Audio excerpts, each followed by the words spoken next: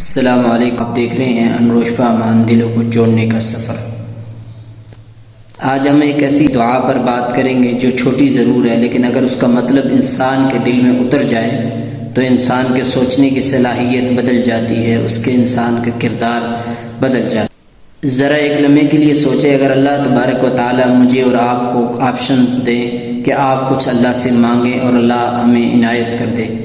ہم میں سے اکثر لوگ مال، دولت، گھر بار، سکون، شفا، یہ چیزیں اللہ تبارک و تعالیٰ سے مانگیں گے، لیکن حضرت رسول اقدس صلی اللہ علیہ وآلہ وسلم اکثر اللہ سبحانہ و تعالیٰ سے یہ مانگا کرتے تھے: اللہم انی اسألک الہدی والتقی والعفاف والغنی۔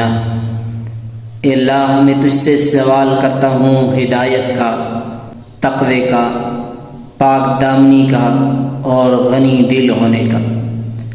اب الفاظ پہ ذرا غور کیجئے۔ پہلا لفظ کیا ہے کہ اللہ، میں تجھ سے ہدایت کا سوال کرتا ہوں۔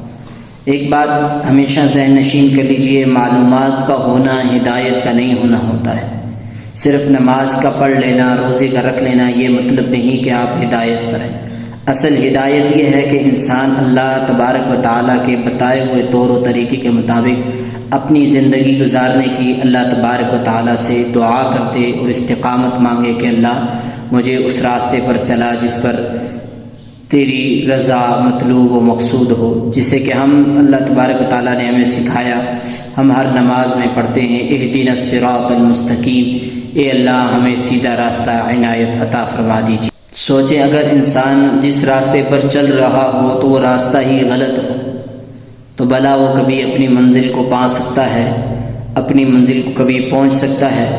یقین اسی لیے اس کا محنت کرنے کا سے تعلق نہیں ہے، بلکہ اس کا تعلق اللہ تبارک و تعالیٰ سے استقامت کا ہے کہ اللہ تبارک و تعالیٰ سے دعا کی جائے کہ اللہ ہمیں صراط مستقیم بنائے۔ معلومات ہمارے پاس بہت ہیں، لیکن ہدایت کے ہم پہلے سے زیادہ محتاج اور ضرورت مند زیادہ ہو، لیکن ہدایت کی ضرورت پہلے سے کہیں زیادہ بڑھ گئی ہے۔ دوسری چیز، اللہ کے نبی علیہ السلام نے اللہ سے تقوی کا سوال کیا۔ تقوی کا مطلب صرف یہ نہیں کہ انسان نماز روزے کا اہتمام کرے، اصل تقوی یہ کہ انسان کے دل میں ہر وقت یہ احساس موجود رہے، مجھے دیکھ رہا ہے، میرا رب کہیں مجھ سے ناراض تو نہیں ہو رہا۔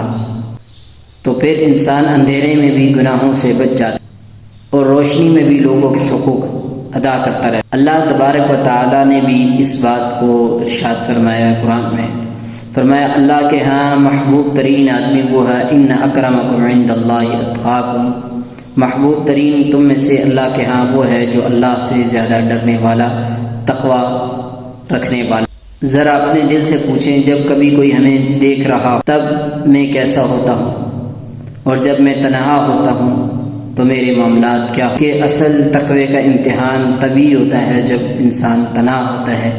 تیسری چیز، عفاف۔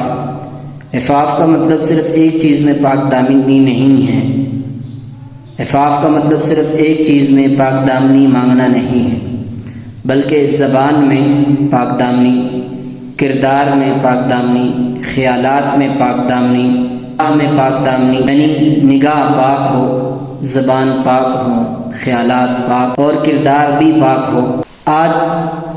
آج کا دور پہلے سے کہیں زیادہ مختلف ہے۔